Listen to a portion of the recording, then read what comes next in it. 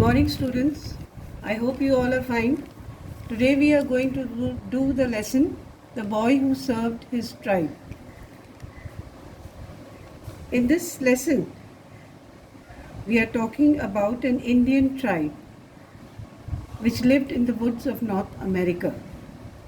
Now, before I really start the explanation, I want you to read this lesson thoroughly. Now listen to the explanation. In this story, there is an Indian boy who lived with his parents and siblings in a wigwam, which is a kind of a hut. The name of the tribe was the Chippewa tribe. This tribe lived in the forests of North America. The Chippewa tribesmen were hunters who hunted animals and birds of the forest for food. Now there was a custom which these people followed, and the custom was that as soon as the boys of this tribe reached the age of 14, they were supposed to pass some time all by themselves without any food or company. And they were supposed to meditate, that is, think deeply about the life that lay ahead of them. Once a time came when the son reached the age of 14 and he was to carry out this custom. So his father took him into the woods and built a little wigwam for him to rest. He told him that he would return with some food after 7 days, and in the meantime he should pray to the Great Spirit for a special gift for the whole tribe. When the father left, the boy thought about what he should ask the Great Spirit, whether he should ask for wealth, good hunting, or glory in battle. Anyway, he began to pray, and the day passed. He ate nothing, and by the third day he was very weak.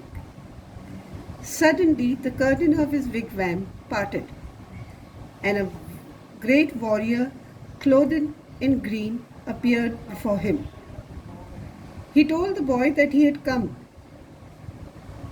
to test him, and he was to wrestle with him. The two wrestled, and the warrior left. The next day the warrior returned, and again they had a wrestle. Although the boy felt weak, yet he noticed that when he touched the green-plumed warrior, his strength returned, and he could wrestle with him well. The warrior came every day. However, by the 7th evening, the boy was very tired and weak. Yet, when he touched the warrior, his strength returned, and this time he wrestled so well that he threw the warrior to the ground. And he noticed that the warrior was about to die. The boy was very sad.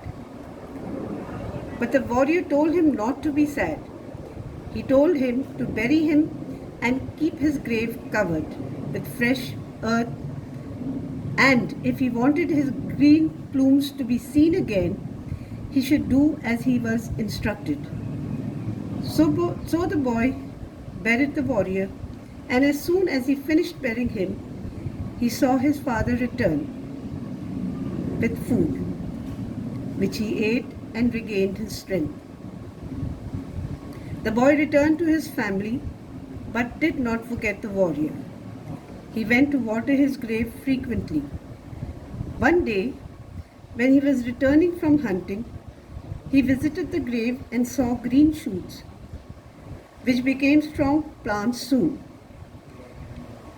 He then decided to tell his father about the warrior who used to visit him, and also about his last wish. When the father heard his story, he understood and told the boy that the Great Spirit had sent the gift to the Chippewa people in answer to his prayers. He told him that it was a plant which would give them food, and so they would not have to spend all their strength and time in hunting animals. And so, children, the lives of the Chippewas was made a little less hard, as the boy had asked the spirit in his prayers to do so. I hope you have understood this lesson. Have a good day. Bye.